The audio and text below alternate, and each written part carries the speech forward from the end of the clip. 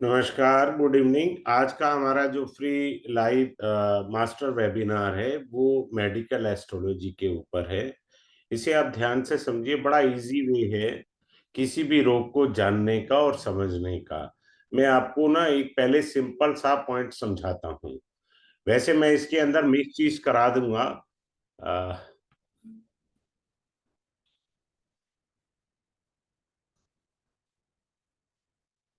एक सेकेंड। हाँ जी, टूल आ गया। हाँ, अब होता क्या है कि हमारे यहाँ राशियां होती हैं, राशियों के भी तत्व होते हैं, ग्रह के भी तत्व होते हैं। राशि और ग्रह दोनों के तत्व होते हैं। पहले राशियां देखते हैं। हम लोग समझते हैं 1, 5, 9 ये अग्नि तत्व की राशियां होती हैं।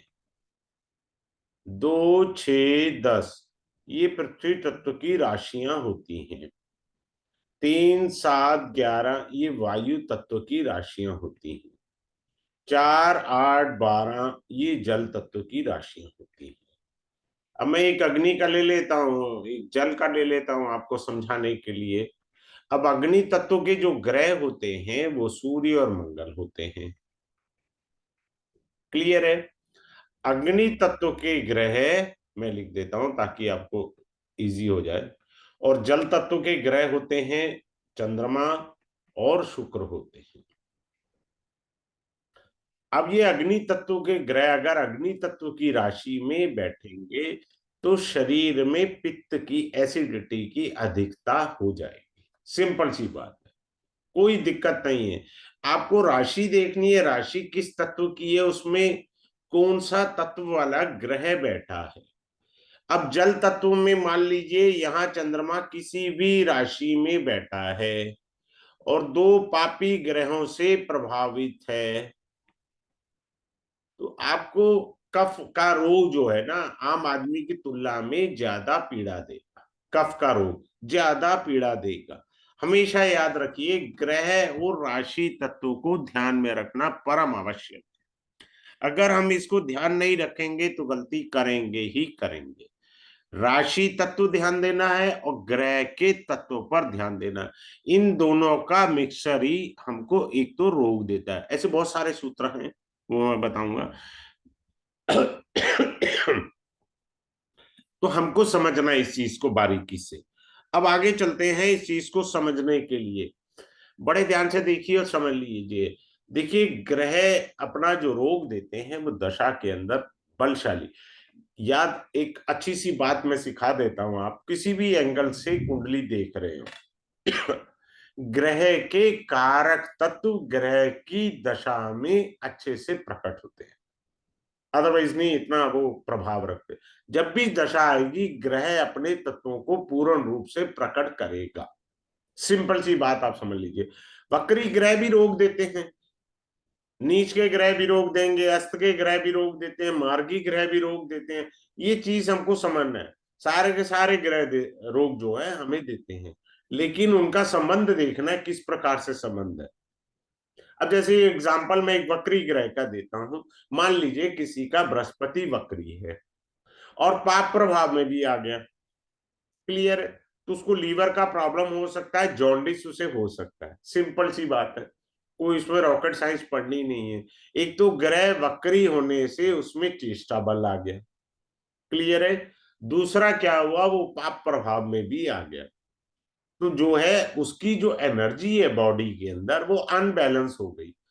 एनर्जी अनबैलेंस होने से उससे हमको रोग उत्पन्न हुआ। सीधी सी बात है। आप अपने चार्ट में चेक कर लीजिए, किसी को रोग वगैरह हो, जैसे मैं एक बताता हूं, नक्षत्र से बता देता हूं। किसी का भी बृहस्पति शनि के नक्षत्र में है तो थायराइड होने की पूर्ण संभावना है भाई साहब। बृहस्पति शनि के नक्षत्र में है तो थायराइड होने की पूर्ण संभावना हो जाती है। सिंपल सी बात है। अब आते हैं अगले पॉइंट के ऊपर। जल तत्व। अब आयुर्वेद का भी मैं काफी एंगल से समझाता हूं। जल तत्व के दूषित होने से हमारे अंदर जो रोग आएगा वो पेशाब के रोग आएंगे। वायु तत्व दूषित हो जाएगा तो अस्थमा, हार्ट अटैक के रोग आएंगे। सिंपल सी बात है। तत्व का ज्ञान बहुत होना चाहिए। वेद तत्वमसी पर टिका है। अग्नि तत्व से पित्त का रोग होगा, शुगर का रोग आ जाएगा।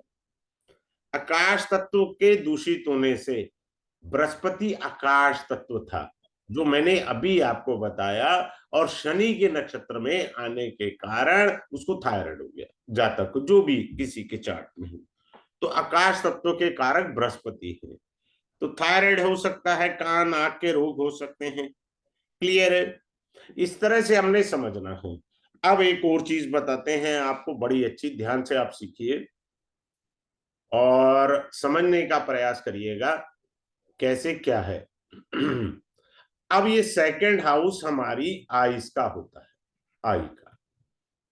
ठीक है, राइट आई के कारक सूर्य है, कारक सूर्य।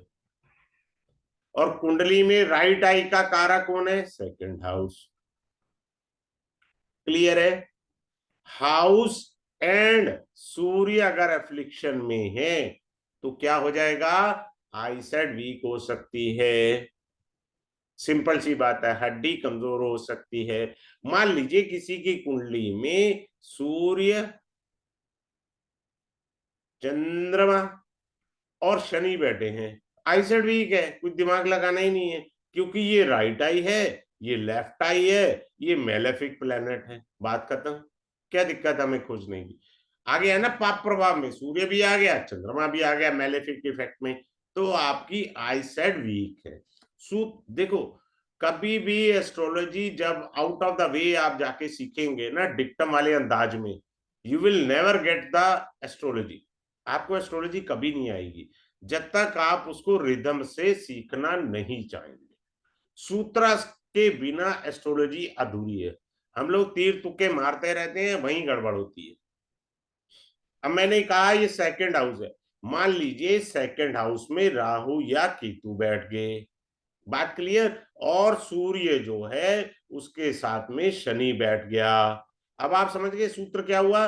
सेकंड हाउस जो कारक था राइट आई का, वो एफ्लिक्टेड हो गया पापी ग्रह के बैठने से। आया सिंपल सा सूत्र। दूसरा, कारक कौन है राइट आई का? सूर्य है, इसके साथ भी एक पापी ग्रह बैठ गया, तब जाके आई सेट जो है एफ्लिक्शन में आई। क्लियर? Easy way. हम जब तक रिदम से किसी चीज को नहीं पढ़ेंगे तो हमारा सदैव कंफ्यूजन बना रहेगा। फिर मैंने आपको बताया कि जुपिटर जो है वो शनि के नक्षत्र में है, कोई भी शनि का नक्षत्र हो सकता है। पुष्य में मान लीजिए बैठा है, अनुराधा में बैठा है जुपिटर, तो रोग दे देगा, पापी ग्रह है ना। ये नेचुरल बेनिफिक प्लेनेट है, ये नेचुरल मेलेफिक प्लेनेट है। आराम से समझिए, इजी वे में, कोई रॉकेट साइंस नहीं है जो नहीं समझ में आए। मैं कई बार टीचर की कमी निकालता हूँ, शायद नहीं समझा पाया ढंग से। दूसरा मैं ये बताना चाहूंगा, भी मैं आगे चलता हूँ, बहुत अच्छा मेडिकल वर्ड्स के साथ आपको अच्छे से एक्सप्लेन करूंगा। ये कोर्स कल स्टार्ट होगा 11/12/23 को, मंडे को यानी। और इसका टाइमिंग रहेगा 7 to 8 रहेगा, डेली क्लास रहेगा, 5 डे का कोर्स रहेगा ये। और लाइफ टाइम के लिए आपको क्लास रिकॉर्डिंग मिलेगा, लाइफ टाइम के लिए क्लास रिकॉर्डिंग है आपको। और मैं किसी को म्यूट नहीं करता, और मेरा रिदम बन जाता है तो मैं टेक्निक के साथ 10 चीजें और बता जाता हूँ। जिन लोगों ने कोर्स किए है वो जानते हैं मेरे रिदम के अंदर कई चीजें जुड़ जाती हैं। तो ये इसका जो फी मैंने रखा है 2777 है, सिंपल सा है। Those really interested they can enrol now, ऐसी कोई दिक्कत नहीं है। आगे चलते हैं और इसको समझने का प्रयास करते हैं हम। गुलिक जो होता है वो भी रोग देता है। किसी का गुलिक लगन के अंदर बैठा है तो वो रोग देगा। लगन क्या है? I me myself. लगन बॉडी को रिप्रेजेंट करता है, the whole body is being called लगना। बात क्लियर है? सिंपल सी बात है। तो ये रोग देगा ही देगा, गुलिक। आगे चलते हैं, इसके अंदर और अच्छे से चीजों को समझने का प्रयास करते हैं। देखिए काल पुरुष कुंडली देखिए,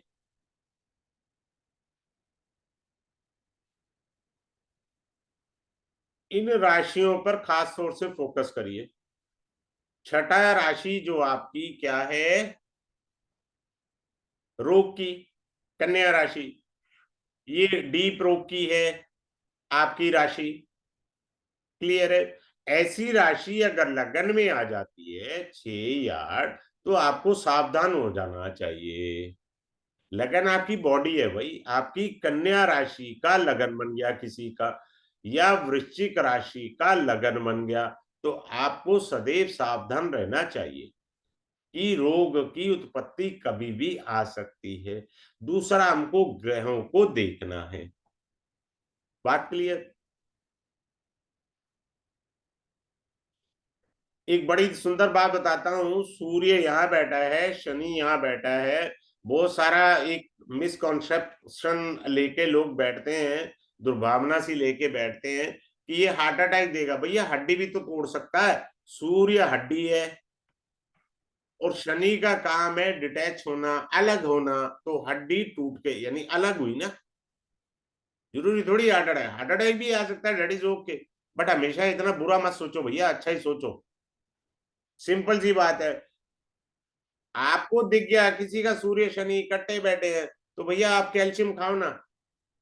सबसे ज्यादा कैल्शियम धरती पर भगवान ने तिल में रखे हुए हैं। फिर आता है आपका दही, आता है नेचुरल फिनोमिना से बनाई है ना कैल्शियम। तीसरा बनाना आता है। और आजकल सर्दियां हैं, तो धूप में बैठिए आप, तो धूप से आप कैल्शियम ले लीजिए, क्या दिक्कत है। इस तरीके से चलना है। अब आते हैं नमांशा कुंडली के अंदर, D9 कुंडली में 64th नमांशा जो है, 64th नमांश, इसमें जब भी कोई ग्रह गोचर करेगा, कोई भी गोचर, कौन सा पापी ग्रह, वो रोग देगा। दूसरा, पहला पॉइंट हो गया, 64th नमांशा में जब भी कोई पापी ग्रह गोचर करेगा तो रोग देगा। दूसरा, 64 नमांशा का लॉर्ड, जो भी लॉर्ड बनेगा वो भी रोग देगा। कब देगा? अपनी दशा, अंतरदशा, प्रत्यंतर दशा में रोग देगा ही देगा। सिंपल सा है, कोई रॉकेट साइंस नहीं पढ़नी है हमको, बहुत इजी है। Now come to the next point. Next point क्या आता है? 22वां दृष्टिकोण। ये भी रोग देने की ताकत रखता है, 22वां दृष्टिकोण। ये मेरे क्लास के विषय हैं, I will explain in the class. 22वें दृष्टिकोण के बाद अगला स्टेप आता है सर्प दृष्टिकोण। सर्प दृष्टिकोण, अगर 22वां दृष्टिकोण और 64वां नवमांश, 22वां दृष्टिकोण, 64वां नवमांश, इनमें से एक भी मार्केश हुआ कुंडली का, तो जय श्री राम है, मेरे तो हाथ खड़े हैं, सीधी सी बात है। इन दोनों में से एक भी अगर बाधकपति है या मार्केश है, और they are conjunct anywhere in the chart, it is very difficult to get recovery very early. Simple सी बात है। एक और अच्छी बात बताते हैं, हमारा आत्मबल सूर्य होता है। हमारा आत्मबल सूर्य होता है। आपकी कुंडली में सूर्य कमजोर है, तो आप में आत्मबल की कमी है, और इसी का लाभ उठा के अस्पताल वाले आपको जल्दी डिस्चार्ज नहीं करेंगे। पैसे जोड़ के रखो या मेडिक्लेम पॉलिसी लो। आपका सूर्य अफ्लिक्टेड है तो जल्दी हॉस्पिटल से छुट्टी नहीं मिला करती भाई साहब। हमको ये चीजें सीखनी है। अब चंद्रमा को लेते हैं। देखिए, चंद्रमा कृष्ण पक्ष का महा अशुभ माना जाता है, कृष्ण पक्ष का। क्लियर है? छठी तिथि के बाद जैसे जैसे सप्तमी, अष्टमी, नवमी, दशमी, एकादशी, द्वादशी, त्रयोदशी और अमावस्या, अगर कोई व्यक्ति किसी भी रोग को ठीक होने के लिए, उसकी मनस्थिति भी तो ठीक होनी चाहिए ना। अब वो भाषण देने से नहीं होता ना, मन में सोचो सोचो, वो डालकबाजी नहीं चलेगी। सपोज कोई दशमी को पैदा हुआ, it is close to the amavasya tithi, number one thing. Suppose someone is born on dwadashi, it is very close to the amavasya tithi, और बदकिस्मती से वो दोपहर में पैदा हुआ है, तो सबसे पापी ग्रह कुंडली में चंद्रमा है। बात क्लियर है? सिंपल सी बात है। अब आगे चलिए। रोग के लिए, रिकवरी के लिए या रोग आने के लिए एक ही रूल लगेगा, लगन का कमजोर होना, नंबर एक। नंबर दो, लग्नेश का, लगन का कमजोर होना, लग्नेश का कमजोर होना, यानी लगना लॉर्ड कमजोर होना। ये रोग को श्री वृद्धि करा देंगे। कैसे? Suppose someone having Rahu in the lagna, Ketu in the seventh bhava, and say someone is born in a Leo ascendant and the Leo Lord sitting in the sixth bhava. So here you can see the Lagna is under malefic affliction, as well as the Lord of the Lagna is under the malefic position, sitting in the sixth bhava. दिक्कत हो गई ना आदमी को। या मान लीजिए छठे घर का स्वामी लगन में बैठ जाए और अष्टम का भी बैठ जाए, ये तो बहुत बड़ा दुर्योग है। 6 और 8 का बैठ जाना, किसी एक का बैठ जाना वो तो स्थिति संभल जाती है, लेकिन दोनों का बैठ जाना लगन में, ये तो महादुर्योग है। बात क्लियर है? सिंपल सी बात है। फिर मैंने कहा कि लगन, लग्नेश, और तीसरा अभी जो मैंने बताया था चंद्रमा कहीं आप दिन में पैदा हुए, तो स्थिति बड़ी विकट हो गई। ऐसे जातक पैदा होते ही आप देखेंगे बच्चे जो होते हैं ना, वेंटिलेटर या वो शीशे वाले बॉक्स में डॉक्टर डाल देता है। इस तरह से आपको समझना है। आगे चलते हैं और इसको आराम से और अच्छे से समझेंगे। एक सूत्र आप सीखिए, कोई भी लगन हो आपका, अपने को लेना देना नहीं है, कोई भी लगन हो और 11th हाउस में आपका कोई भी लगन है, कोई ग्रह बैठा है, उसकी दशा आई, वो लाभ दे रही है आपको, तो भैया रोग भी देगी। क्यों? वो छठे से छठा भाव है। भवात भावम सिद्धांत लग गया। जब तक आप रूल या सिद्धांतों को फॉलो नहीं करेंगे, इंटरप्रिटेशन करने में सदैव दुखी होंगे। बात क्लियर है? सिंपल सी बात है, ऐसी कोई दिक्कत नहीं है। मैं पढ़ाते हुए नाड़ी भी पढ़ा दूंगा। अब आप देखिए, शुक्र के साथ राहु बैठा है। जैसे जैसे जातक के पास पैसे की वृद्धि होगी, वैसे वैसे पत्नी बीमार हो जाएगी। ये मैंने बड़े आराम से पढ़ा दिया, ये नाड़ी की टेक्निक है। जब मैं पढ़ाता हूं पहले पढ़ा देता हूं, फिर कहता हूं नाड़ी की टेक्निक है। सिंपल सी बात है। अब एक और सूत्र देखो, मैं नाड़ी से भी पढ़ा देता हूं, 3 सूत्र पढ़ा देता हूं। जैसे मंगल के साथ राहु है तो दांतों में दिक्कत देगा। ब्लड भाई जो है, मंगल ब्लड का कारक है, राहु इन्फेक्शन का कारक है, तो ब्लड के अंदर दिक्कत भी है, दांतों में भी दिक्कत है। मंगल है और शनि है, ये भी गड़बड़ है, ये एक्सीडेंट योग भी है और दांतों में दिक्कत भी है। सिंपल सी बात है, क्या दिक्कत है? आराम से है, नाड़ी है ये, मैं पढ़ा देता हूं, उसमें भी ले लो पढ़ लो, कोई दिक्कत नहीं है। हमको समझना है। अब कोई देखे, जैसे परम शत्रु ग्रह होते हैं चंद्रमा और बुध, ये परम शत्रु ग्रह हैं। क्लियर है? अब यह देखिए, काल पुरुष कुंडली से बुध तृतीय भाव का स्वामी होता है, चंद्रमा चतुर्भाव का स्वामी होता है। ये जहां भी इकट्ठे बैठे होंगे, आप चेक कर लीजिए। टॉन्सिल का इन्फेक्शन होता होगा आपका, गले का इन्फेक्शन है, स्किन एलर्जी होती होगी, मैंने वैदिक से नाड़ी ट्विस्ट कर दी, नाड़ी से वैदिक ट्विस्ट कर दिया, सिंपल सा है। ये देगा ही देगा, कोई दिक्कत ही नहीं है।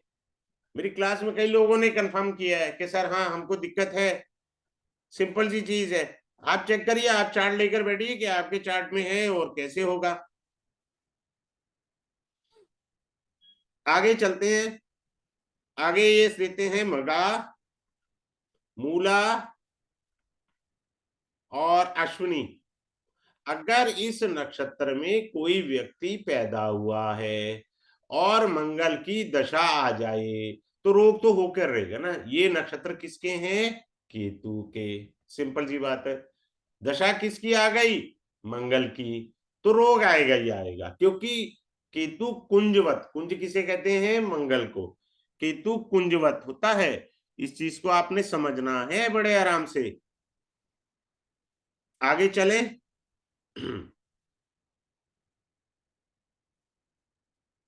अब छोटे मोटे खांसी जुकाम, थोड़ा बहुत शरीर ढीला होता है ना, आप चेक करो आपका चंद्रमा कुंडली में कहाँ है। जहां आपका चंद्रमा है वहां से गोचर में, अब जैसे मान लीजिए किसी का चंद्रमा यहां बैठा है, तीसरे घर में बैठा है, अब गोचर में एक दो तीन चार, तो चतुर्भाव में जब भी चंद्रमा आएगा उसको कुछ ना कुछ थोड़ा सा हल्का फुल्का हेल्थ इशू देगा। ये नॉर्मल बता रहा हूं। बड़ी हेल्थ इशू अगर कुंडली में योग है तो ये आपके दरवाजे पर बेल बजाने आ गया है कि सर मैं आ गया हूं, अब आप संभाल लो अपने आप को। चंद्रमा जहां बैठा है वहां से अष्टम भाव में जब चंद्रमा गोचर करेगा, टी से ट्रांजिट, टी से ट्रांजिट, तो ये हेल्थ इशू देगा। नेटल चंद्रमा से 12th हाउस में चंद्रमा का आना भी रोग को निमंत्रण है। आ जाता है भाई, बात खत्म हो गया। आगे चले। अब जैसे सिंपल सा बता रहे हैं सूत्र, फीमेल के लिए है। 5th हाउस कंसीव करने के लिए, संतान उत्पत्ति के लिए। मान लीजिए वक्री मंगल एकादश भाव में है, या वक्री मंगल पंचम भाव में है, या केतु पंचम भाव में है, समझ रहे हैं, या केतु 11th हाउस में, तो there is high chances of abortion और मिसकैरेज। कोई दिमाग ही नहीं लगाना इसमें। तो शुद्ध पापी ग्रह है पंचम भाव को सॉलिड वाला एफ्लिक्शन दे गए। अब आपको एक और चीज बताता हूं, बड़े ध्यान से सीखिएगा। मेरे को तो देखो भाई, मैं साइंस का स्टूडेंट तो हूं नहीं, उच्चारण में गलती मेरे से हो सकती है, वो अलग बात है। ठीक है। चंद्रमा नीच का कहीं भी बैठा हो, मैंने कहा है चंद्रमा नीच का कहीं भी बैठा हो, फिलहाल मैं यहां रख लेता हूं चंद्रमा नीच का, और बुध को देख रहा है। कौन देख रहा है? नीच का चंद्रमा बुध को देख रहा है। तो क्या होगा? हाइड्रोथोरैक्स, यानी फेफड़ों में पानी भर जाना। नीच का चंद्रमा बुध को देख रहा है। टॉन्सिल इन्फेक्शन तो मैंने बता ही दिया था, स्किन एलर्जी मैंने बता दिया था, अब थोड़ा एडवांस लेवल भी तो बता दूं ना आपको। हाइड्रोथोरैक्स का रोग होने की संभावना है, या पायोथोरैक्स का रोग हो सकता है। पायोथोरैक्स क्या होता है? मवाद या संक्रमण जैसा इन्फेक्शन वगैरह कुछ लंग्स में हो जाना है।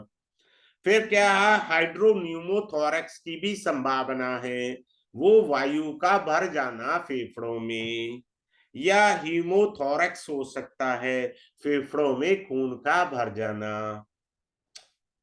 सन 2000 में मेरे पास एक क्लाइंट आया था, उनके फेफड़ों में पानी भर गया था, and that lady was getting treatment in the Gangaram hospital. तो ये जो चीजें होती हैं, इस तरह के 4 प्रकार के रोग प्रकट हो सकते हैं। मैं फिर से बता रहा हूं, हाइड्रोथोरैक्स, पायोथोरैक्स और हाइड्रोन्यूमोथोरैक्स, हीमोथोरैक्स, इस तरह के रोग जो हैं उस व्यक्ति को आ सकते हैं। अब आप क्या है कि रोग को लगन से भी देख सकते हैं, चंद्रमा से भी देख सकते हैं, सूर्य से भी देख सकते हैं, तो कहीं से भी देखिए। इसमें मैं एक्स्ट्रा पढ़ाऊंगा कुत्ते के काटने का योग। क्या आपको कुत्ता काट सकता है? मेरी 3-4 क्लासेस में किसी के योग थे, उन्होंने कंफर्म किया कि हाँ जी हमको काटा है।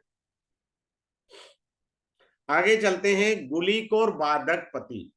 मैंने अभी बताया गुलिक प्लस बाधक पति कहीं पे भी कंजक्ट हो, मैं कुंडली में इसलिए नहीं लिख रहा, आप कंफ्यूज हो जाएंगे। बाधक पति anywhere they are conjunct in the chart itself gives you an roga। बात क्लियर है? कोई ऐसा वो नहीं है।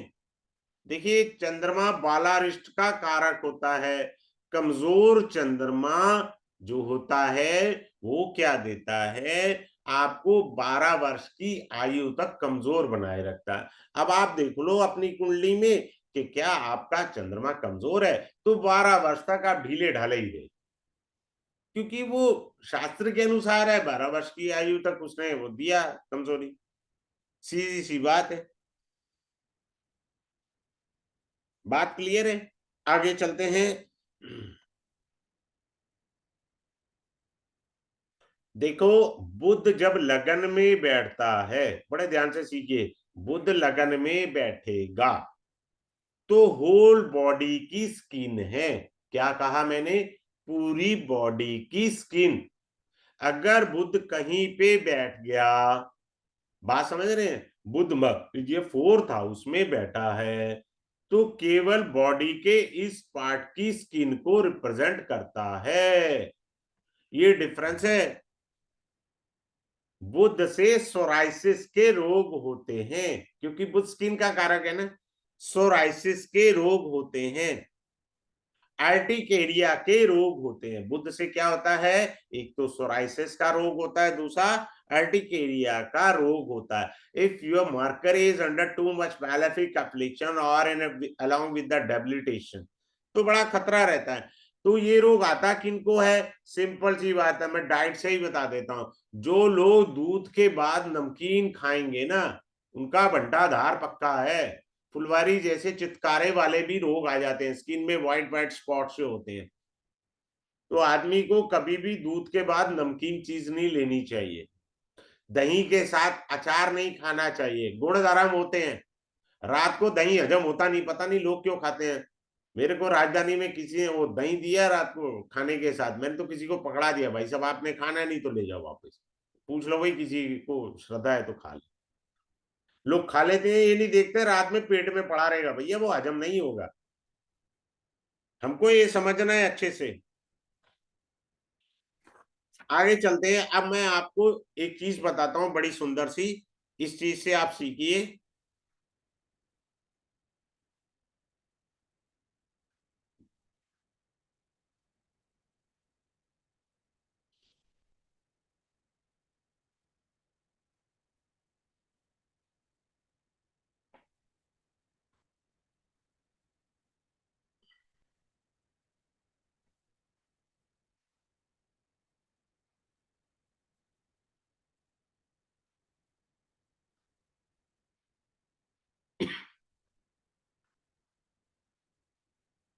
इस आदमी को राइट आई में प्रॉब्लम है। कैसे राइट आई में प्रॉब्लम आई?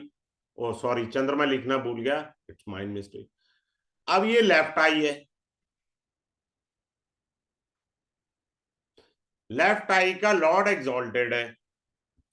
अब जो राइट आई है, सूर्य, वो देखो अष्टम भाव की काल पुरुष की राशि में बैठा है। बात समझ में आया? भवाद भावम सिद्धांत अष्टम से अष्टम मारक स्थान भी बनता है। तो सूर्य तो एक तो गलत स्थान पे बैठ गया। सूर्य दूसरा 12वें घर का स्वामी होके तीसरे घर में बैठा, ये एक और दुर्योग है। फिर क्या है? इस मंगल को अष्टम 12वें घर से चतुर्दृष्टि से सूर्य को देखा।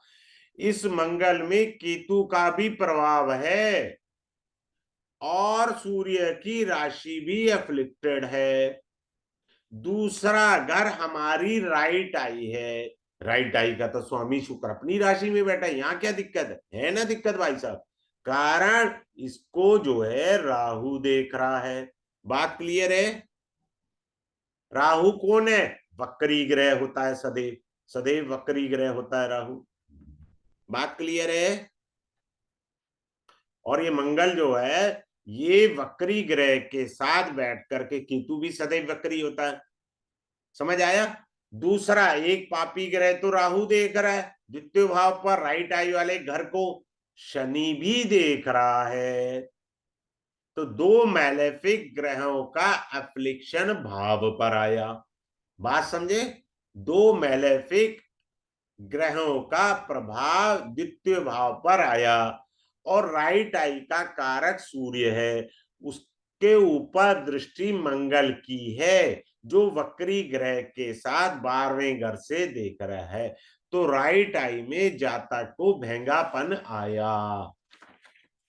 समझे? इस तरह से बड़े आराम से, जब तक भाव और कारक अफ्लिक्टेड नहीं होते तब तक रोग प्रकट नहीं होता है। हम लोग खाम खाम का दिमाग का दही करते रहते हैं। क्लियर है?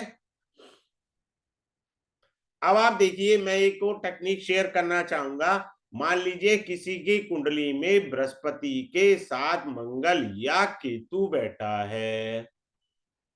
क्लियर है? ये दोनों ग्रह अग्नि तत्व के हैं।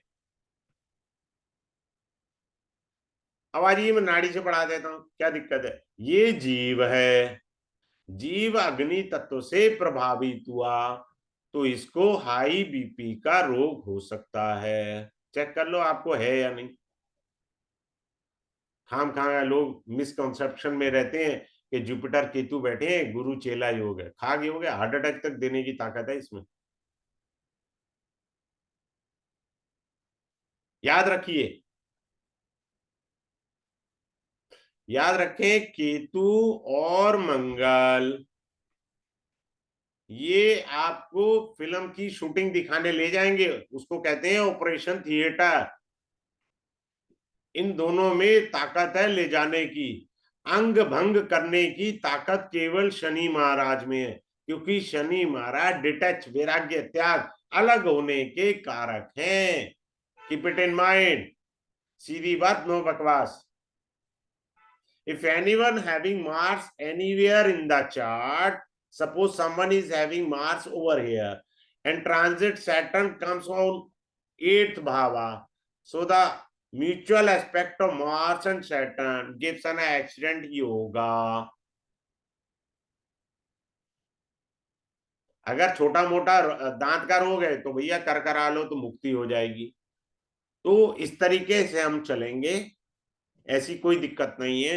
और भी बहुत सारी technique I have to share with you in the class itself. बस ये समझ लीजिए, ये क्लास फिर से मैं बता रहा हूं, 11, 12, 23 को स्टार्ट होगी। 7 से 8 बजे का इसका समय रहेगा। डेली क्लास होगी, डेली क्लास रहेगा।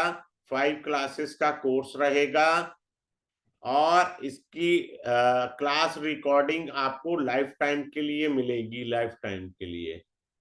और इसका फी जो है 2777 है। बेस्ट ऑफ द बेस्ट मैं क्लास में दूंगा। मैं, मेरा जो धर्म है उंगली पकड़ के समझाना। ऐसा नहीं है आपने सुन लिया मैं आगे चला गया। मैं किसी को म्यूट नहीं करता। हर आदमी मुझे बीच में टोक सकता है, जी मेरे को समझ नहीं आया, आप दोबारा बता दीजिए, तो मैं दोबारा बता देता हूँ। लेकिन best of the best sutras mixer करके मैं समझाऊंगा आराम से, ताकि आपको बाद में पता लगे भैया हम तो नाड़ी भी पढ़ गए इनडायरेक्टली। वो अलग विषय है नाड़ी को डीपली पढ़ना, लेकिन मैं रोक के यहाँ पर भी सारे अच्छे से बताऊंगा। किसी की कोई क्वेरी है अपने आप को अनम्यूट करके मेरे से क्वेरी पूछ सकता है। If anyone having a doubt can raise his query, I will try my best to give you the answer.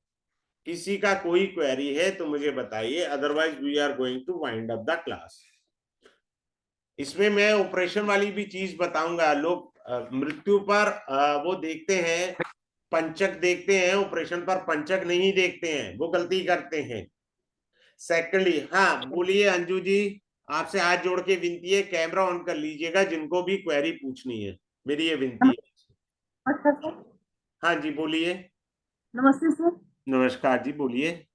Sir मुझे ये पूछना है कि अगर सन जो है वो 7th हाउस में होता है, हम्म। वो धनु की राशि में है, तो हाँ, वो ठीक बोलेंगे क्या? नहीं नहीं, देखो बड़ी बात सुनो। होता क्या है कि हम लोग ना फंडामेंटल कॉन्सेप्ट नहीं अच्छे से क्लियर है। देखिए अग्नि तत्व की राशि आ गई, अभी मैंने स्टार्टिंग में शुरू किया था अंजू जी। धनु राशि अग्नि तत्व की है और ग्रह भी अग्नि तत्व का आ गया। बात क्लियर है? अब एक जी। अदृश्य छुपा हुआ रूल भी सीखिए। मेष लगन की हमारी काल पुरुष की कुंडली होती है, वहां पर तुला राशि आती है वायु तत्व की, और वहां पर सूर्य नीच के होते हैं। तो सूर्य से संबंधित रोग तो निश्चित आएंगे। बात क्लियर है? जी सर। सर सूर्य के साथ है ना जुपिटर भी वहीं में, 7th का लॉर्ड भी वहीं पर ही है। कौन सेवंथ है लॉर्ड भी साथ में? साथ में कौन है? सर सन के साथ एक तो 3 नंबर का चार्ट है, जेमिनी का हाँ चार्ट है, समझ गया, और वहां जेमिनी पे, लगना हो गया। हाँ सन इज जी, सिटिंग इन वहां द पर दिस बाबा। सर सूर्य के साथ गुरु भी बैठे हैं और सूर्य के साथ बुध भी बैठे हैं, और दोनों ही अस्त हैं। हाँ ठीक है ना, बंटाधार पूरा है। बात को आप समझिए। आप एस्ट्रोलॉजी जानते हो, सप्तम भाव मारक भी है, और सूर्य यस सर। भवात भावम सिद्धांत से अष्टम भाव जो बनता है तृतीय भाव, वो भी एक मारक सा है। तो गलत स्थान में बैठने से गलती हो गई है सभी जगह से। ठीक है, तो ये रोग तो निश्चित रूप से देना ही देना है। ओके। ठीक है। हाँ जी, ओके। भावना जी पूछिए, क्या थैंक यू पूछना सर। चाह रहे हैं? सर नमस्कार, थैंक यू सर। नमस्कार, बोलिए बोलिए प्रभु। सर मेरे को समझ नहीं आ रहा मैं पूछूं क्या, क्योंकि मैं आवाज नई नहीं आ हूँ। रहा है, आपका ध्वनि कम है मेरे भगवान। सर अभी आ रहा है? हाँ थोड़ा सा आया, हाँ जी बोले। हाँ। सर मैंने अभी आपका वैदिक लेवल फर्स्ट ज्वाइन किया है, तो मेरे को अभी समझ नहीं है कि मैं क्या पूछूं, कैसे पूछूं। मैं बिटिया का कुछ पूछना चाह रही थी, पर मुझे नहीं पता अभी राइट होगा कुछ पूछना कि नहीं। मैं अभी आपके, मेरे को लेक्चर्स मिले हैं, मैं अभी उनको गो थ्रू कर रही हाँ हूँ। गो थ्रू करिएगा, आप देखिएगा, कोई डाउट हो you can give me a call, no problem. ऐसा नहीं है मैं आंसर नहीं देता, मैं आंसर देता हूँ। आपने रिकॉर्डेड सेशन बाय किया है ना, तो आप पूछ लीजिएगा मेरे को हाँ कोई हाँ, डाउट हो तो। ठीक है ठीक है जी। सर, ठीक है सर, किसी की थैंक यू और सर। कोई क्वेरी हो तो मुझे बताइए, मैं उसको एक्सप्लेन करने का प्रयास करूंगा। ठीक है, चलिए, ठीक है। Have a good day, thanks to all of you for joining this webinar. Thanks a lot once again to all of you.